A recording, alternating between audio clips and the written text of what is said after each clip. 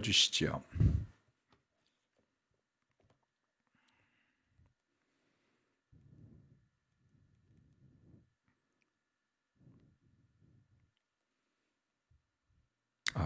띄워진 건가요?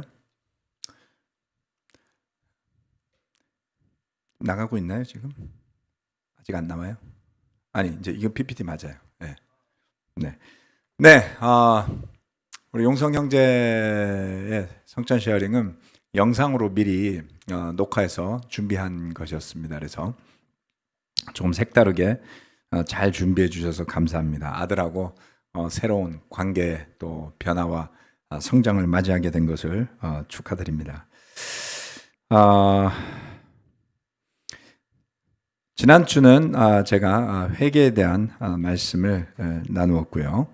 오늘은 변화라는 올해 주제에 연결된 설교 말씀을 준비해 봤습니다. 코로나 때문에 많이 예배 형태라든가 모양의 변화 등이 굉장히 많았던 한 해였고요. 지난 한 해. 또 그것을 위해서 우리 예배를 오가나이즈하는 우리 박희진 집사님이 고생을 참 많이 하셨습니다. 또 제가 지난 한 달간에 걸쳐서 바이블톡 인도자 결혼부 바이블톡이 한 14개 정도 되는데요. 바이블톡 인도자 소그룹 서로 이렇게 제자 훈련을 주고받는 그룹이라고 표현하죠. 바이블톡 인도자 소그룹 모임을 돌아가면서 4군데를 다 마쳤습니다. 그래서 굉장히 격려를 많이 받았습니다. 저는 여러분들 볼 수가 없는데 여러분들은 뭐 이렇게 유튜브로 매주 수요일도 보고 일요일도 보니까 연결돼 있다라는 느낌을 가지고 계신가 봐요. 근데 저는 이렇게 연결된 느낌이 별로 없죠.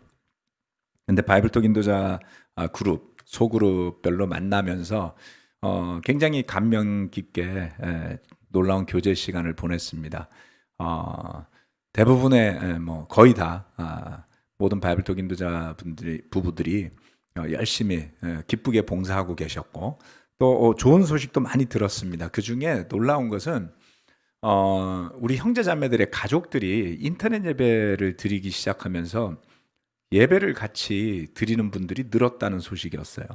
뭐 심지어는 어떤 제자의 부모님은 우리 수요일 날 창세기 강해 설교 말씀을 좋아하셔서 그렇게 그 영상을 같이 이렇게 본다는 분들도 있었고요. 또 인터넷으로 주일 예배, 우리 뭐 유튜브 예배죠. 영상 예배에 같이 동참하신다는 분들도 몇몇 분들의 이야기를 들었습니다. 전혀 예상치 못한 일들이죠. 그래서 코로나 사태라는 것이 많은 부정적인 것들도 가져오지만 그 속에서 우리가 기존의 틀을 파괴하고 하지만 신앙의 본질을 유지하고 살아가는 새로운 패턴들을 읽어내고 또 거기에 적응을 많이 우리 교회가 한 것을 보면 정말 우리 형제 자매들 또 우리 교회의 속성이 놀랍다라는 생각을 하게 됐습니다. 그래서 말씀의 능력 또 상황이 어떻건 우리가 제자다움을 유지하는 그러한 힘들이 있는 모습을 보면서 크게 격려를 받았습니다. 자, 오늘은 변화에 대해서 함께 말씀을 나누겠습니다. 주제 성경 9절인데요. 우리 다 같이 한번 따라서 한번 읽어볼까요? 로마서 12장 2절로 3절 말씀입니다. 시작. 여러분은 이 시대에 풍조를 본받지 말고 마음을 새롭게 함으로 변화를 받아서 하나님의 선하시고 기뻐하시고 완전하신 뜻이 무엇인지를 분별하도록 하십시오. 나는 내가 받은 은혜를 힘입어서 여러분 각 사람에게 말합니다. 여러분은 스스로 마땅히 생각해야 하는 것 이상으로 생각하지 말고 하나님께서 각 사람에게 나누어 주신 믿음의 분량대로 분수에 맞게 생각하십시오. 변화라는 것을 생각해 보면 여러분은 어떤 뭐 기분이 드십니까? 변화를 생각하면 설레시나요? 기대가 되시나요? 아니면 힘들겠는데 이런 생각이 먼저 드십니까? 또는 올해 우리 한국의 모든 그리스도 교회가 이 변화라는 주제를 공동의 주제로 설정하고 시작을 하고 있는데 아마도 한두 번쯤은 나는 어떤 변화를 할까 이런 생각을 해 보셨으리라 생각합니다. 지금 여러분에게 필요한 변화는 무엇입니까? 오랜 시간 제자로 살면서 때때로 도사리고 있는 위험이 있다는 것을 보게 됩니다.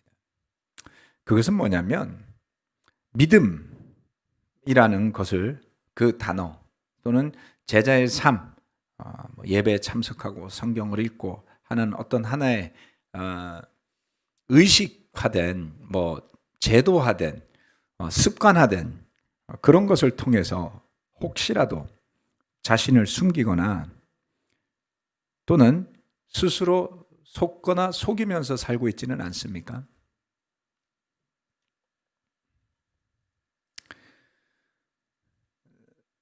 이것은 아주 중요한 것입니다. 시간이 오래 갈수록 의뢰이 나는 괜찮은 삶을 살고 있겠거니라고 생각하지만 어느 틈엔가 멀리 벗어나 있는 경우들도 우리 가운데 있습니다. 그것이 여러분 자신이 될 수 있고 그것이 제 자신이 될 수 있기 때문입니다. 어떤 사람들을 보면 또는 제 자신이 그럴 때도 있습니다만은 생각과 그 사람의 생각을 다 알 수는 없어요. 그런데 그 생각이 말이 되어서 표현이 됩니다. 그 다음 행동이 있죠. 생각과 말과 행동이 다 일치한다면 책임감 있는 삶이죠. 그런데 불일치를 저는 종종 보게 됩니다. 말과 행동이 일치하지 않는 분들도 많죠. 저는 생각과 말이 일치하지 않을 때가 있어요. 네? 생각과 말이 일치하지 않을 때가 있습니다. 그래서 불쑥 말이 튀어나왔는데 생각과 다른 말이 나올 때도 있고요. 네, 생각을 그대로 말해서 공경에 처하는 경우도 있겠죠. 생각과 말과 행동. 한번 살펴볼 필요가 있습니다. 이 말씀은 어떻게 우리가 이 시대의 풍조를 따라가지 않고 믿음의 삶을 살 수 있는지를 설명하고 있죠. 첫 번째, 마음을 새롭게 하라고 이야기하고 있습니다. 마음을 새롭게 하라. Renewing of your mind. 마음을 새롭게 한다. 어떻게 마음을 새롭게 할 수 있죠?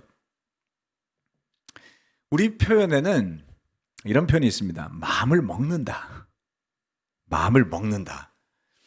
제가 일본에 살 때 종종 우리나라에서 쓰는 표현을 일본어로 그대로 번역해주면 굉장히 신기하게 생각들 하곤 했거든요. 그런데 한번 생각해 보세요. 여러분 세계를 돌아다니실 경험이 있으셨다면 또는 다른 언어를 다들 공부를 한두 개는 하셨을 텐데 마음을 먹는다라는 것을 만약에 일본어나 영어로 표현하면 어떻게 되죠? 고코로 타베르? 일본어 아는 사람은 아주 쓰러질 겁니다. 그런 말 못 들어봤죠. Eating your mind? 마음을 먹으라고요? 알아듣겠습니까? 근데 마음을 새롭게 한다 그러면 알 거는 같은데 딱 와닿지가 않아요. 그런데 마음을 고쳐 먹으십시오. 그럼 좀 어때요? 오히려 잘 와닿죠. 참 신기한 것 같습니다. 제가 늘 신기하게 생각하는 것 중에 하나는 어쩌다가 이 대한민국이 전 세계에서 미국 다음으로 기독교 선교사를 많이 보내는 나라가 된 것일까라는 거예요. 왜 그랬을까요? 한국에 온 선교사들이 특출나게 잘해서 그랬을까요? 한국에 온 선교사들이 로컬, 이 조선의 사람들을 리더십 훈련을 잘 시켰기 때문이었을까요? 또는 한국인의 특정한 기질, 그 자영업자가 어마어마하게 많잖아요. 전 세계에 이렇게 자영업자가 많은 나라가 없습니다. 가게, 상점 정말 흘러 넘칠도록 많은 나라죠. 좌우지간 머리가 되고 싶어하는 그런 성향 때문이었을까요? 많은 이유를 이야기할 수 있는데요. 저는 우리나라의 문화가 어쨌건 지금 근대를 넘어서서 현대로 넘어오면서 가장 큰 영향을 끼친 건 조선의 600년이에요. 우리는 신라시대나 고려시대와는 거리감이 좀 있죠. 물론 그것도 있습니다만은. 그런데 조선시대는 아주 독특한, 세계에서 유례를 찾아볼 수 없는 아주 독특한 국가였습니다. 왜냐하면 600여 년간에 걸쳐서 우리 민족이 신봉하고 살아왔던 가치가 유교라는 것인데요. 이 유교는 통치 이념이었고 철학이었고 종교였어요. 그러니까 이슬람 국가들은 보지만 여러분, 유교 국가는 전 세계에서, 유교는 중국에서 공자가 만든 사상이잖아요. 그런데 중국의 어떤 왕조도 유교 왕조가 없습니다. 존재한 적이 없어요. 그런데 조선은 유교 국가였습니다.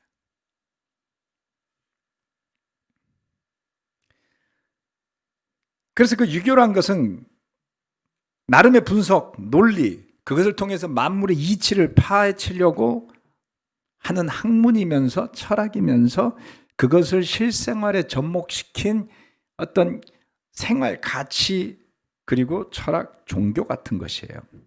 그것을 조선 600여 년 동안 국가를 운영한 가치였던 것이죠. 저는 그것에 대해서 옳고 그르고 나쁘고 좋고를 논하는 것이 아니라 그 유교라는 그 가치가 우리에게 남긴 생활 양식이 존재한다라는 거예요. 사고 방식이 존재한다라는 겁니다. 그런데 그것이 흡사 이스라엘의 율법이 유대 민족에게 모세 시대 이후로 예수님의 시대 이르기까지 지대한 영향을 남겨서 결국 예수님이 오셨을 때에 그 시대를 지배하던 사상은 바리새파주의라고 할 수 있는 율법주의예요. 그러한 토양과 매우 유사하다라는 느낌을 저는 갖게 되었습니다. 그런데 이 유교가 만들어내는 문화의 특징, 또는 율법주의가 만들어내는 문화의 특징, 제가 오늘 설교 좀 쉽게 하려고 애쓰는데 죄송합니다. 이게 말이 좀 그럼 쉽게 그 다음을 딱 보면 알 수 있게. 자, 그 특징은 뭐냐면 한마디로 말하면 위선입니다. 체면. 여러분, 체면이라는 것을 영어로 뭐라고 표현하는지 아세요? saving face라 그래요. 그러니까 유럽에는 없는 표현이 아시아권의 나라들 때문에 생겼어요. saving face. 얼굴을 구한다라는 거예요. 체면. 이해가 되시죠? 그런 표현이 원래 유럽에는 없는 거가 생긴 거라고요. 뭐 때문에? 체면을 중시하는 문화 때문에. 그것을 부정적으로 표현하면 위선입니다. 주님은 그것은 말과 행동의 불일치인 것이죠. 예수님이 이렇게 말씀하지 않습니까? 마태복음 23장 13절 말씀에 율법학자들과 바리새파 사람들아, 위선자들아, 너희에게 화가 있다. 너희는 사람이 들어오지 못하도록 하늘나라의 문을 닫기 때문이다. 너희는 자기도 들어가지 않고 들어가려고 하는 사람도 들어가지 못하게 하고 있다. 주님은 그 바리새파주의를 한 단어로 정의를 내리셨어요. 그거는 위선이라는 거였습니다. 왜 그 위선이 무서웠을까요? 왜 그 위선이 다른 사람들을 천국으로 들어가지 못하게 하는 걸까요?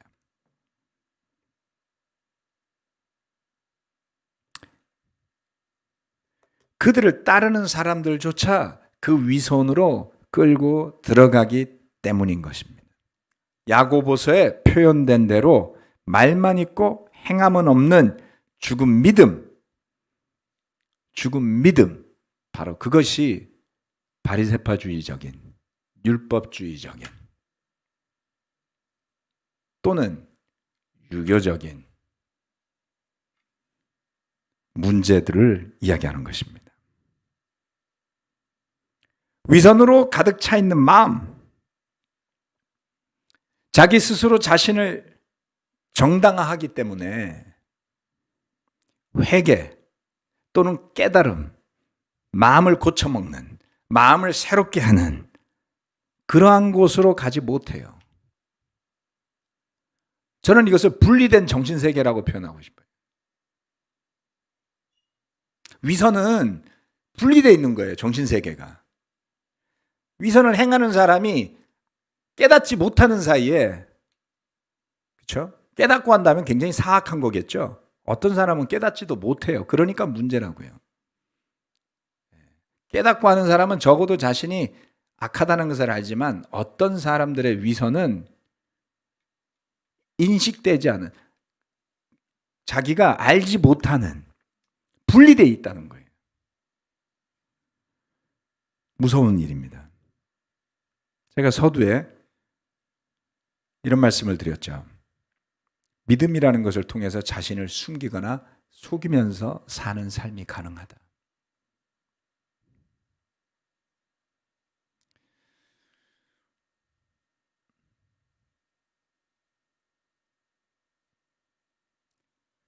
그러한 바리새인들의 관심사는 무엇이었습니까? 자신의 마음의 상태, 자신의 영적인 상태가 아니었어요. 마태복음 23장 말씀을 한번 내일쯤 오늘쯤 묵상해 보십시오. 그들의 관심은 지위에 있었습니다. 소유에 있었습니다. 남의 눈길에 있었습니다. 체면이었죠. 마치 유교 사회가 지향하는 가치, 이런 것들은 고결한 선비주의였어요. 그래서 조선시대 때는 백자가 유행을 한 겁니다. 고려시대의 청자가 아니라 조선시대 백자, 하얀색 도자기, 하얀 다랑아리, 이런 것들은 선비정신을 상징하는 거였다고 그래요. 예, 대나무, 고든, 심성, 순결한, 그리고 겸허한, 검소한 그런 사상 때문에 뭐 돈이 없어서도 그런 것 같지만 일본과 중국과 한국의 궁궐을 비교하면 한국 궁궐이 제일 검소해 보여요. 단순히 돈이 없어서 그랬다고 할 수는 없겠죠. 그런 가치를 주장하는데 정말 조선시대의 선비가 그렇게만 살았더라면 얼마나 발전하는 나라가 됐을까요? 하지만 사실은 철저하게 물질주의에 찌들은, 그래서 지도자 계층에 속하는 사람들은 백성의 고혈을 빨아먹고 사는 삶에 도취되어 있었다. 지도층을 제외한 국민 대다수가 노예와 같은 삶을 살고 있는 것으로 조선 말 한국을 방문했던 외국인들은 표현하고 있단 말이죠. 쾌행한 눈빛으로 의욕 없이 앉아있는 사람들을 보면서 그렇게 평가를 하더군요. 나라가 망해도 눈길도 주지 않는 선비들의 위선과 무능이 판을 치는 나라가 되어서 멸망한 겁니다. 우리가 영적인 삶을 사랑하는 것처럼, 그것을 좋아하는 것처럼 생각하면서도 우리 스스로의 마음의 상태를 살피고 그것을 드러내고, 또는 내 주변에서, 오늘 용성 형제가 정말 놀라운 이야기를 해줬거든요. 자신의 부인이 아들과의 관계에 대한 이야기를 해줬을 때 그것을 받아들였잖아요. 주변 사람들이 나의 마음의 상태, 나의 영적인 상태를 바라보면서 도와주려고 하는 이야기들을 들으려고 해야 됩니다. 자신의 마음의 소리를 들으려고 하지 않고 그 주변의 이야기를 들으려고 하지 않으면 어떤 삶을 살게 될까요? 중독에 쩔어 있는, 오로지 자신을 만족시켜주는 자극만을 찾아가는 정말 한심한 삶을 살거나, 그렇죠. 요즘은 우리의 그 삶을 중독시킬 만한 것들이 많지 않습니까? 뭐 술, 담배만 있는 것이 아닙니다. 요즘에는 인터넷도 있고 유튜브도 있고 포르노도 있고 마약도 있고 무서운 세상이에요. 또는 세상적인 가치를 추구하느라고 미쳐서 사는 삶을 갈 수도 있습니다. 또는 패배의식에 쩔어서 사람답지 않은 패망의 길로 갈 수도 있습니다. 내 귀에 달콤한 이야기만 해달라면서 당장 내가 해야 할 일을 미루면서 살면 어떻게 될까요? 겉으로는 체면을 지키고 괜찮은 척 보이려 하지만 삶은 썩어갈 수 있다는 것입니다. 에베소서 4장 21절로 24절 말씀입니다. 여러분이 예수 안에 있는 진리대로 그분에 관해서 듣고 또 그분 안에서 가르침을 받았으면 여러분은 지난날의 생활 방식대로 허망한 욕정을 따라 살다가 썩어 없어질 그 옛사람을 벗어버리고 마음의 영을 새롭게 하여 하나님의 형상을 따라 참 의로움과 참 거룩함으로 지으심을 받은 새 사람을 입으십시오.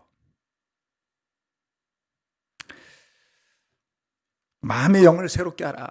에베소서 말씀은 그렇게 이야기하고 있습니다.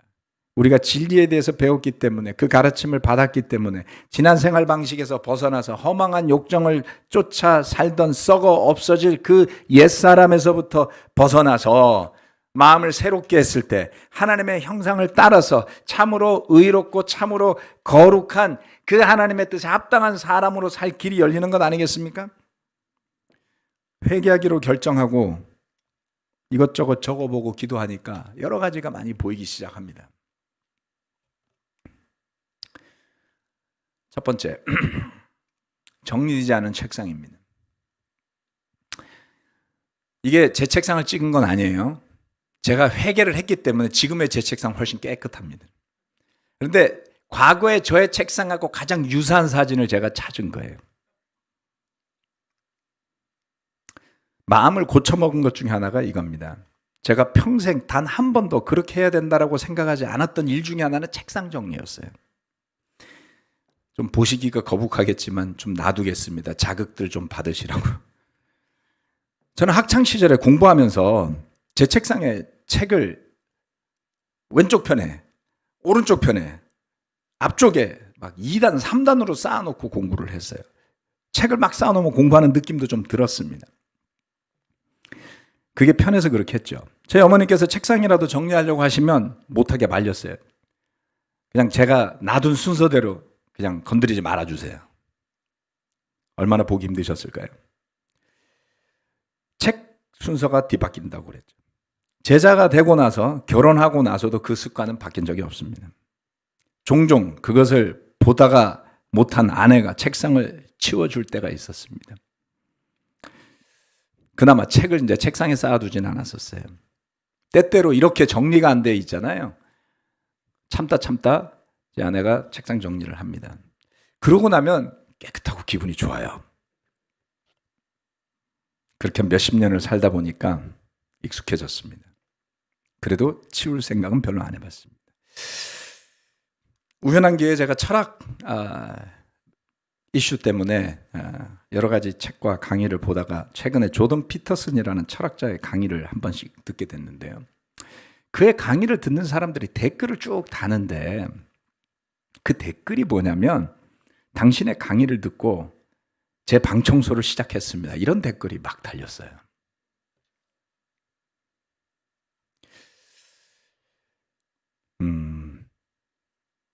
이게 무슨 문제가 있었을까요? 심각한 문제가 있었던 겁니다. 첫 번째, 같이 사는 제 아내가 그렇게 그것이 불편하고 눈에 거슬린다 그래도 20몇 년 동안 안 들은 오만함이죠. 함께 사는 파트너를 괴롭힌 거잖아요. 미안합니다. 네, 맞아요라고 대답해 주시네요.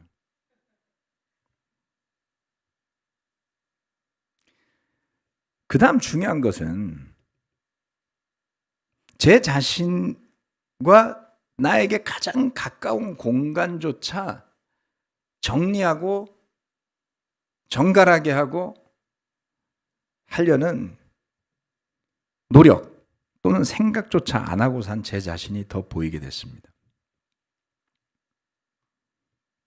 그래서 연말 연시를 보내면서 어떤 분들은 당신이 뭘 회개했냐고 이제 궁금해 하시나 봐요. 네, 만나면 제가 다 이야기해 줄게요. 회개한 게 여러 가지가 있습니다. 그래서 연말 연시를 시작하면서 제가 마음을 고쳐먹고 새롭게 한 것 중에 하나는 제 책상 정리, 옷걸이 정리입니다. 해보니 무척 귀찮더군요. 그런데 긴 시간이 걸리지도 않았습니다. 정리되지 않은 책상은 정리되지 않은 인생을 의미합니다. 저는 정리되지 않은 게 제 인생에 참 많았던 것을 깨닫게 됩니다. 두 번째, 정리되지 않은 말입니다. 두 번째는 제가 하는 말을 살피는 겁니다. 마음을 새롭게 한다는 것이 뭘까요? 저는 제가 하는 일에 몰두한 나머지 또는 어떤 대화에서 저의 생각에 몰두한 나머지 제가 어떤 말을 했는지를 잘 자각하지 못할 때가 많습니다. 여러분 무슨 말하고 사는지 아세요? 말할 때 내가 하는 말이 잘 들리지 않습니다.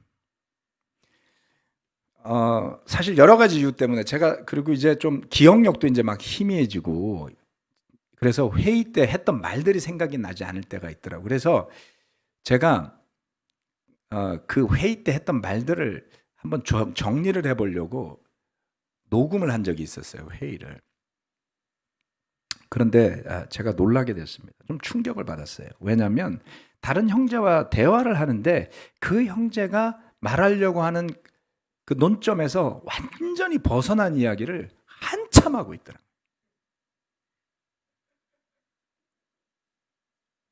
어떻게 그럴 수 있죠? 그 형제는 얼마나 무안했을까요? 또는 얼마나 무시받는다고 느꼈을까요? 즉, 이게 바로 상대방의 이야기를 잘 듣지 않고 내가 하고 싶은 이야기를 하고 있는 거예요.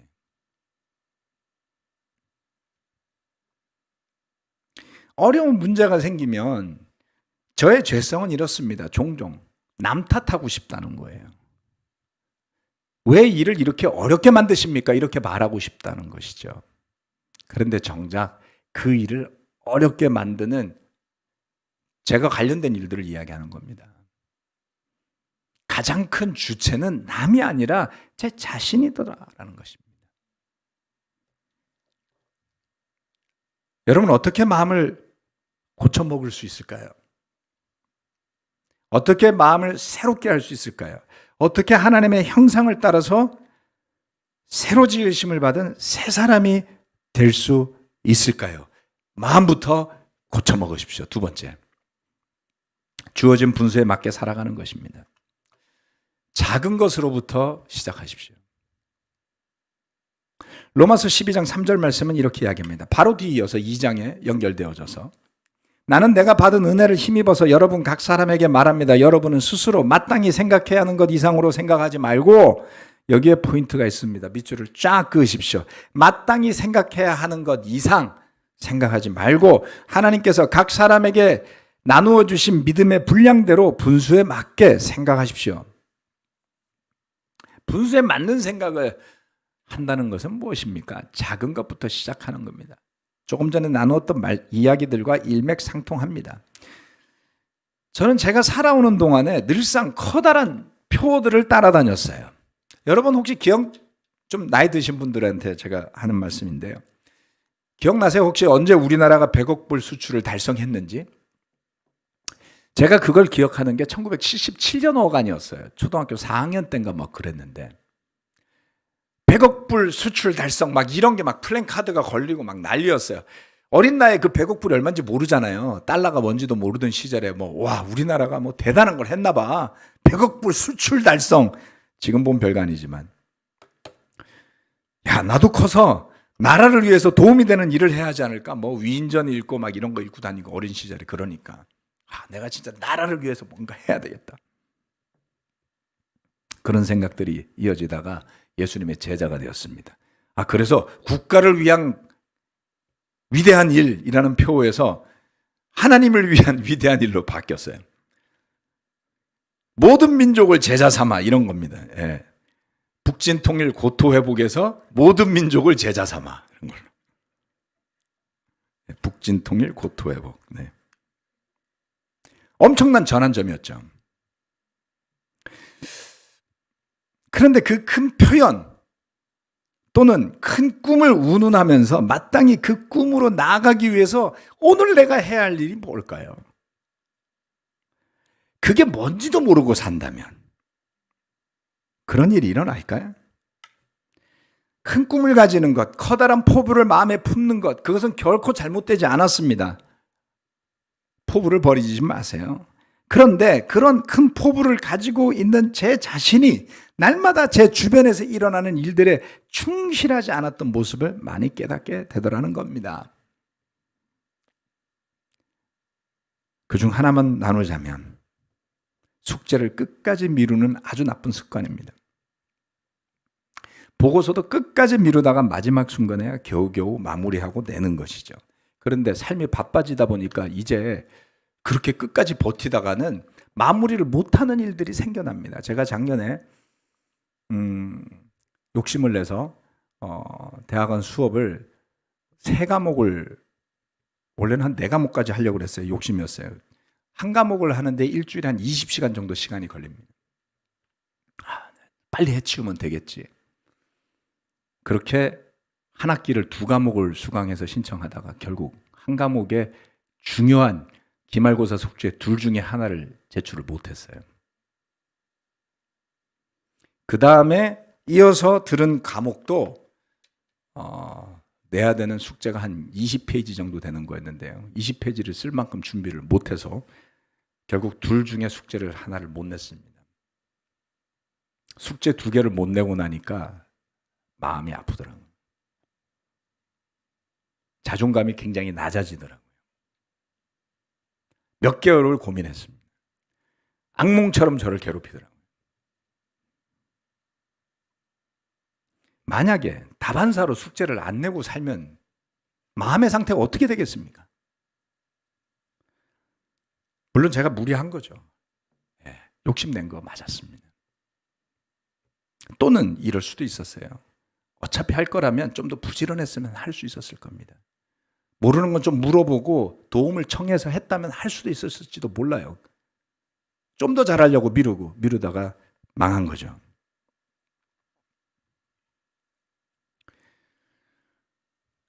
이런 생각을 해보게 됐습니다. 마치 신용카드를 사용할 때는 달콤하지만 결제일에 사용 대금을 지불할 때는 하기 싫은 것과 비슷한 거죠.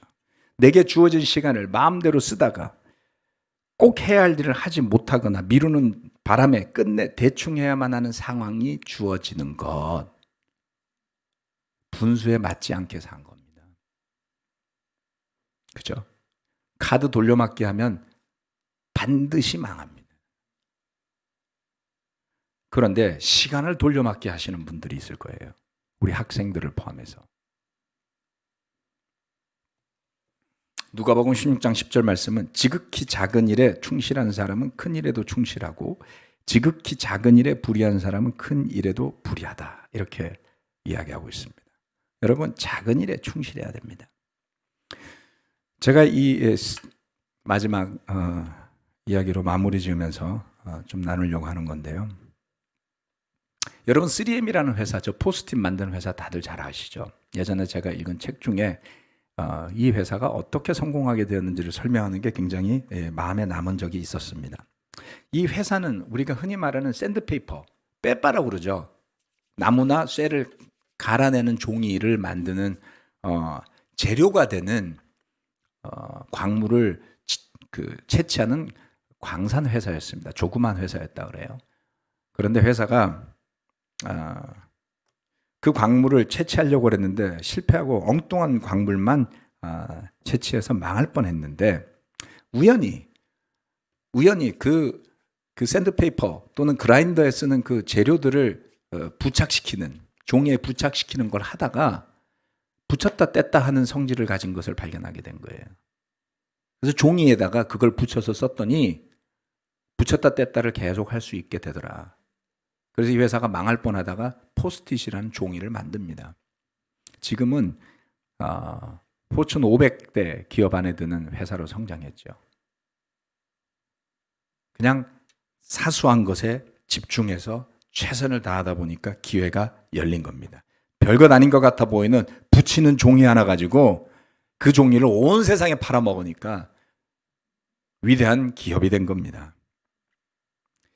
우리가 잘 아는 페이스북도 마찬가지입니다. 주커버그가 뭐 대단한 게 아니라 하버드 안에 있는 친구들끼리 떠들고 놀려고 만든 게 페이스북이었어요. 그게 온 세계를 호령하는 회사가 된 겁니다. 때로는 큰 이야기를 하다가 내가 아닌 내가 되려고 할 때 우리는 아무것도 할 수 없습니다. 어떤 사람은 조용합니다. 어떤 사람은 활달하고 어떤 사람은 에너지가 넘치고 어떤 사람은 자기 몸 하나 건사할 에너지도 없는 분들도 있어요. 우리가 변하고 성장한다는 것은 내가 아닌 남이 되는 것을 의미하는 것이 아닙니다. 하나님께서 만들어주신 진정한 내 모습을 찾아 거기에 충실하게 사는 것입니다. 여러분, 그것을 가로막는 변명들을 버려야 합니다. 뭔가 대단한 것을 이루어야 할 것 같은 강박에서 벗어나야 합니다. 그래서 오늘 하루 나에게 주어진 시간, 나에게 주어진 나의 공간, 나의 가족, 나의 소중한 친구들에게 충실할 수 있다면, 거기에 진실될 수 있다면, 그 목소리에 귀 기울일 수 있다면 그 다음을 할 수 있지 않겠습니까, 여러분?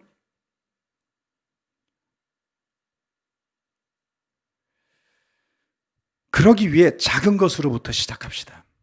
하나님께서 주신, 저와 여러분에게 주신 그 분수에 맞는 것으로 여겨지는 것들을 해 나가다 보면 우리 중에 어느 한 사람 빠짐없이 자신의 삶을 향한 하나님의 뜻을 이루는 사람으로 살 수 있는 길이 열리리라 믿습니다. 마음을 새롭게 하십시오. 두 번째, 주어진 분수에 맞게 삽시다. 그것을 찾아서 자존감이 높아지는 변화의 삶을 이어가시는 새해가 되기를 바라면서 말씀 마치겠습니다. 아멘.